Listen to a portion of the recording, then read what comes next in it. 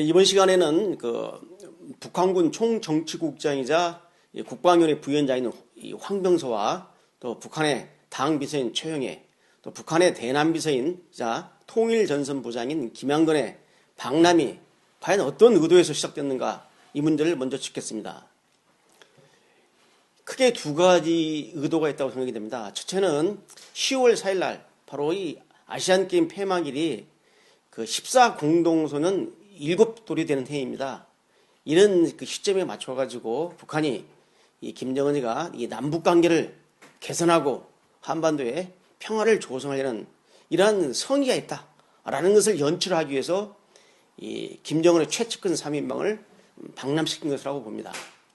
이 두 번째 의도는 9월 3일 날 이 김정은이가 소위 모런방옥단의 신작 음악 발표회 때 공개 활동에 모습을 드러낸 이후에 지금 한 달 동안 일체 공개 활동을 하지 않고 있습니다.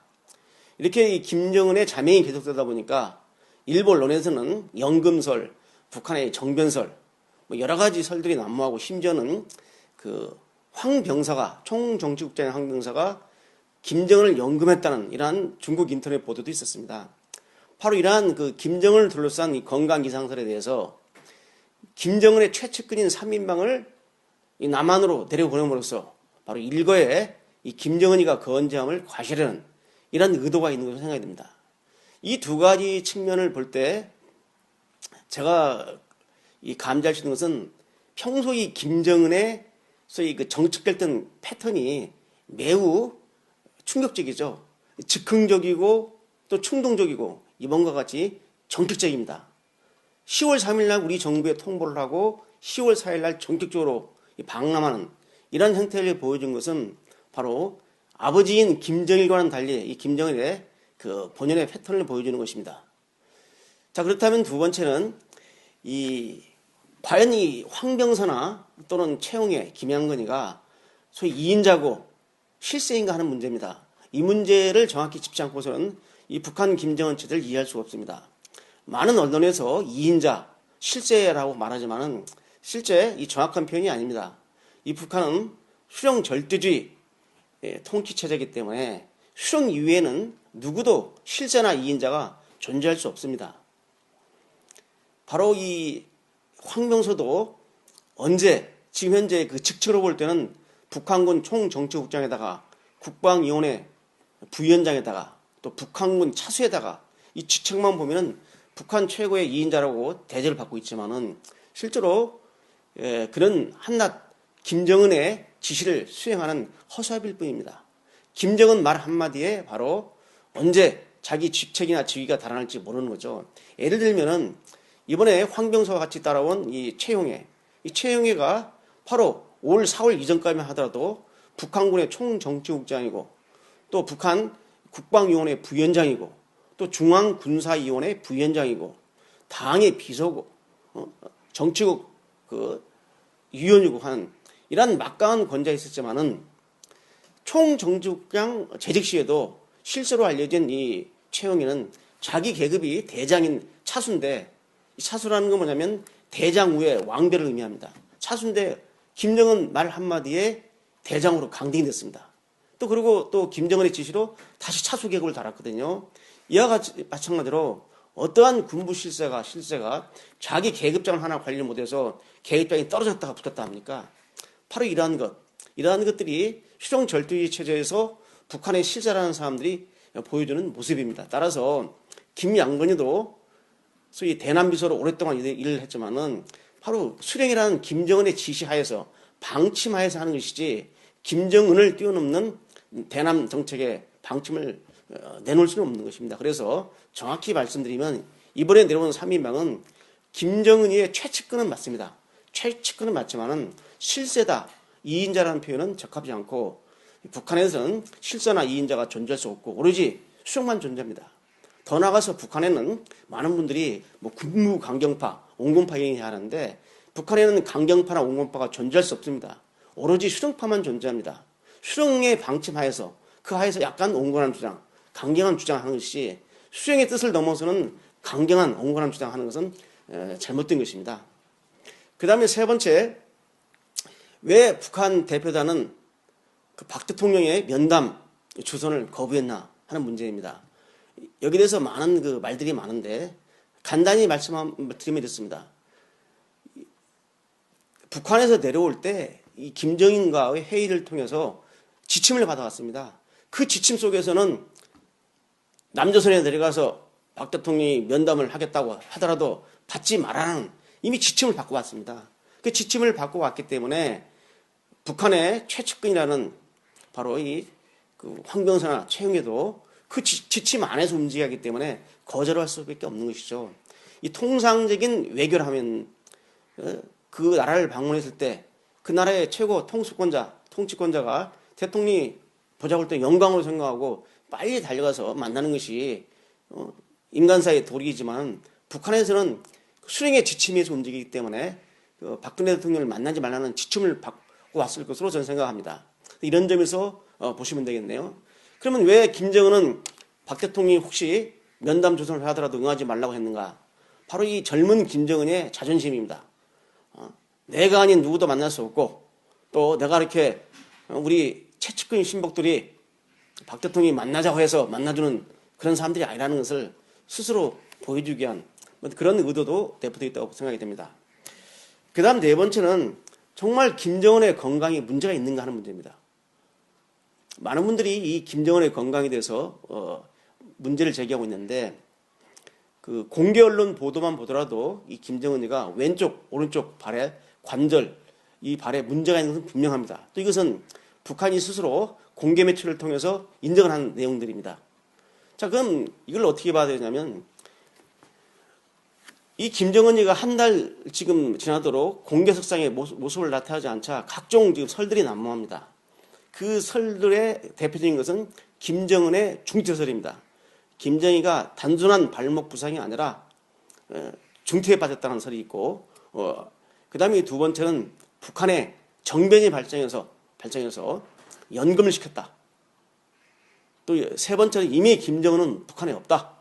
뭐 이러한 설들이 난무한데 이 세 설 모두 저는 동의하지 않습니다. 첫째, 이 북한이 이 김정은의 불편한 모습을 보여주는 것은 역설적으로 말하면은 이 사회주의 폐쇄 체제에서는 최고 통치권자의 이 건강 문제는 아주 민감한 것이기 때문에 이 건강이 안 좋다는 소문이 나도는 순간 여러 불순 세력이 움직일 수 있기 때문에 숨기는 게 상례입니다. 그럼에도 불구하고 이 김정은이가 과감하게 자기가 불편한 몸을 화면을 통해서 보여주는 것은 이러한 것이 공개돼도 북한을 통치하고 장악하는데 아무런 문제가 없다는 그 자신감을 보여주는 겁니다. 따라서 이번에 최측근인 황병서, 최영애, 김양근을 방남시킨 것도 바로 이러한 건강 문제에 대해서 쐐기를 받고자 하는 김정은의 의도가 내포되어 있다고 봅니다. 특히 중국 인터넷 매체에서 북한군 총정치국장인 황병서가 정변을 일으켜서 김정은을 감금시켰다는 이러한 보도가 된 적이 있습니다. 그런데 바로 그 정변설의 핵심에 있는 황병서가 김정은의 명을 받아가지고 방랑을 했다 이거죠. 이러한 언론 보도에 대한 쐐기를 박는 것입니다.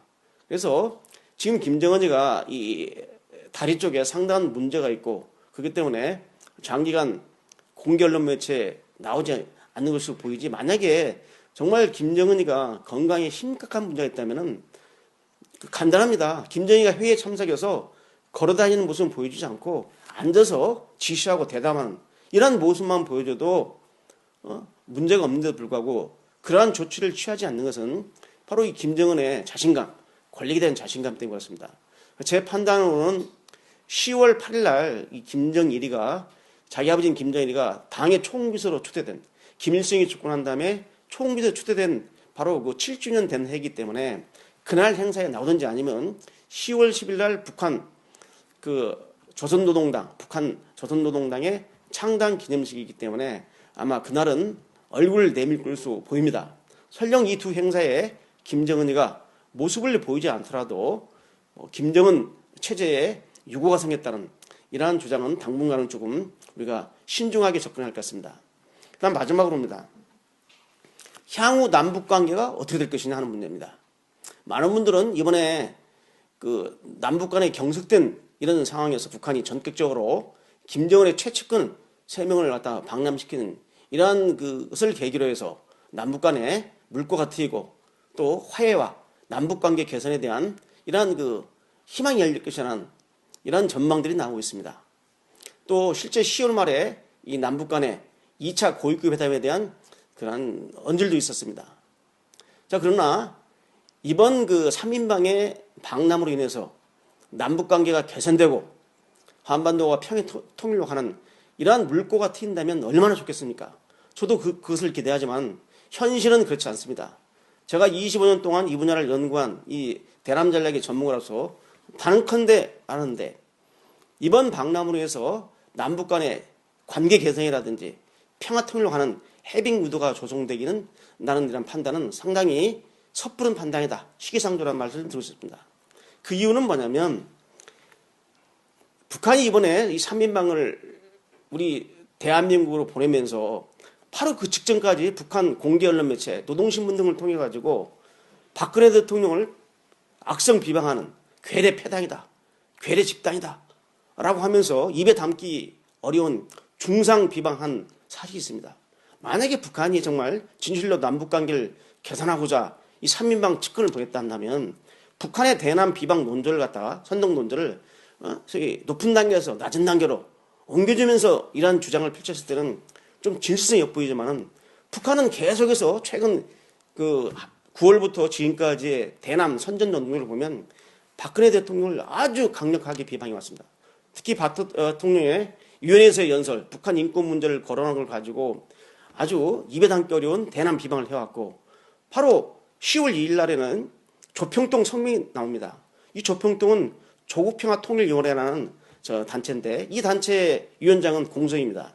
이게 공석이냐면 이 조국평화통일 문제는 아주 중요한 문제이기 때문에 직접 북한의 통치자가 직접 겸해한다는 그 원리 때문에 그렇습니다. 그래서 바로 이번에 3인방 중 하나인 김양돈 통일전선부장이 바로 조평통의 부위원장입니다. 그런데 내려오는 날 북한은 노동신문에 조평통 명의로 성명을 발표하면서 이 남북관계 개선을 문제 삼으면서 파멸과 죽음뿐이라는 이러한 논설을 발표합니다. 성명을 발표했는데 이러한 일련의 북한의 논설을 보면 과연 북한이 진정으로 남북관계를 개선시킬 그런 마음이 있는가, 그런 용의가 있는가에 대해서 의식무를 품게 됩니다.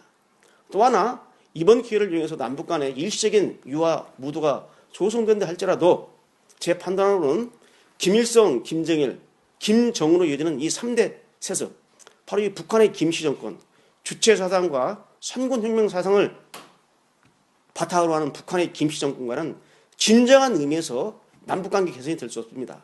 예를 들면 현안 문제인 북한 핵 문제, 이 북한 핵 문제를 해결해야 되는데 이 북한 핵 문제는 김정은이가 해결할 수가 없습니다. 왜? 이건 선대 수령인 김정은의 유은사업입니다. 유은사업이고 그 다음에 북한이 작년 3월에 당 정치국 전원회의를 통해서 북한의 대외 정책 노선을 발표하는데 그게 뭐냐? 바로 경제건설과 핵무력 건설이라는 병긴 노선입니다. 북한 당이 추구하는 병긴 노선에 핵무력 건설이 있는데 또 선대 수령의 유은사업인 이 핵무기 개발을 갖다가 김정희가 포기한다는 것은 김정은 스스로 이른바 자기 통치의 정당성인 조선혁명의 전통을 부정하는 것이고 나아가서는 자기가 북한에서 혁명의 배신자가 되는 길이고 그건 자기가 죽음으로 가는 길이기 때문에 김정은이도 바로 핵 문제에 대해서는 어찌할 수 없는 겁니다. 핵 문제도 안 풀리고 그 다음에 남북간 개선을 하기 위해서는 신뢰 회복이 시행돼야 됩니다. 신뢰 회복이 뭡니까?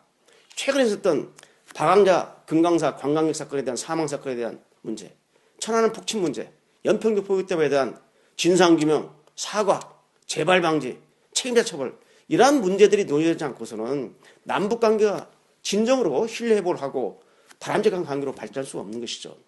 근데 이런 문제를 해결한 이후에 5.24 조치를 해제하고 남북 간의 교류협력을 강화하는 또 정치, 경제, 군사적인 이런 교류를 강화하는 쪽으로 나가야 되지만 바로 이 앞선 이런 분들은 난제에 속하고 북한이 해결할 수 있는 문제도 아니고 북한 스스로 그걸 해결하겠다는 성의도 보이지 않고 있습니다. 그래서 남북관계 개선이라든지 통일로 가는 신호탄이라 이러한 분석은 매우 성급한 것이기 때문에 우리가 유의해야 됩니다.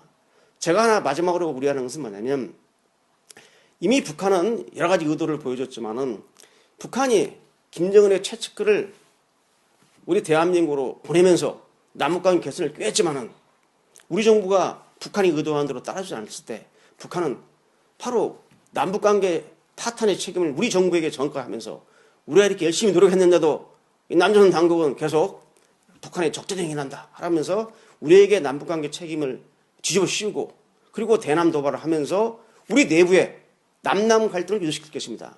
우리 내부에서 일부 햇볕론자라든지 친북분자들은 북한이 직접 최측근이 와서 이렇게 성의를 보였는데 우리 정부가 적대적으로 대한다 하면서 우리 정부를 갖다가 계속 압박하며 오이사 조치를 해제하라, 북한에 퍼져라 이런 주장을 하고 우리 보수 그룹에서는 안 된다. 남남 갈등이 유도되는 결국은 북한은 단 하루 왔다 갔지만 우리 내부는 앞으로 많은 이 문제와 관련되는 정치적 갈등이 예상되고 있습니다. 그래서 오늘 이 시간에는 북한 측근 3인방의 방남이 어떠한 의미를 지니고 거기서 파생되는 문제가 뭔가에 대해서 살펴봤습니다. 다음 시간에 뵙겠습니다. 감사합니다.